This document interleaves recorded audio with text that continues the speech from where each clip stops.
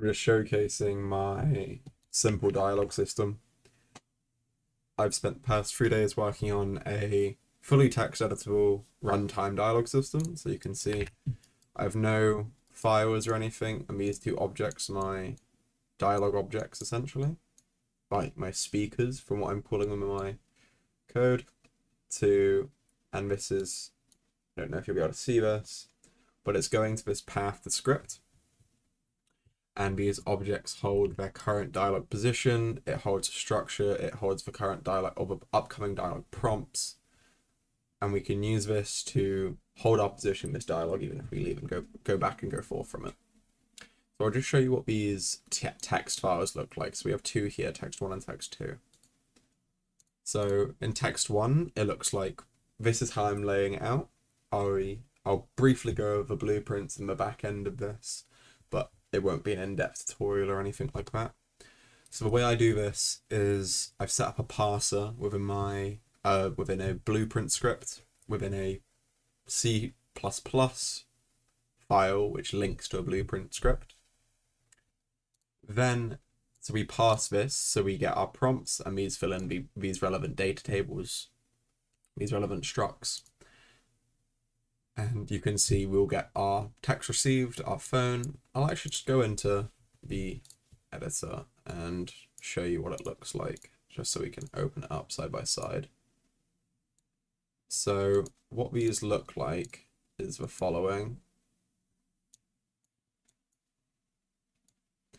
So we'll go up to this. The formatting of the UI is very temporary. It's just, I've shoved it in to make sure it works for gameplay reasons, but we can, you see how it has our phone, our text received. So this is the name of the prompt is what I've been calling it. And this is the most intuitive way I've found for myself to design narrative. I've seen Inkle and Yarn do similar things. So we have our prompt name and our linker essentially. So this is our 0 or our first one we should be looking at. This is the start of our conversation. We have our prompt text. You hear the phone buzz. Do you check it? Phone working. Introduction of the phone. These are our context and tags. This bit isn't working just yet, but this will be used for dynamic conversation. And if you go back to a conversation, you've learned some context from someone else, you'll have these options to ask, like an NPC, or discover something new. So we have check the text, maybe it's something good. Check the text just to know what it says. Just forget about the message and delete it. So let's go through one of these one by one.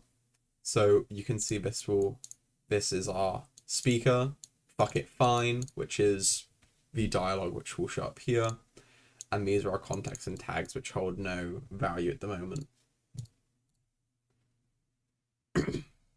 So which one we pressed was, there's still a little bit of fine tuning. I need to add a separate screen for showing this, but right now you can see it directly goes to the next message. So, and that will be added in the later versions. So you can see we've went all the way down to prompt 1. So Jonas, hey, I heard what happened. You can see Jonas, hey, I heard what happened. Then we have our various messages, we have our various responses. So you can see the system will continue like that. So let's go a bit deeper. Let's not click any of these end ones. Let's go into our respond and shrug them off. So I've just added a various amount. What I do need to do is add an end text and an end dialogue screen, but it's all UI essentially, so it's really easy to add.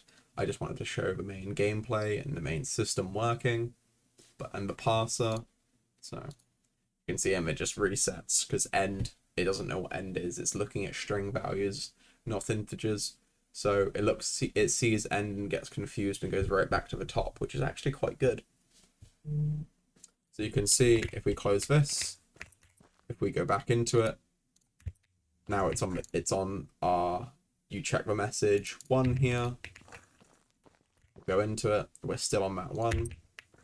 Now let's go into this one. This is just a general text test document. So we have 3 different prompts, all linking to the end. So we can just click through.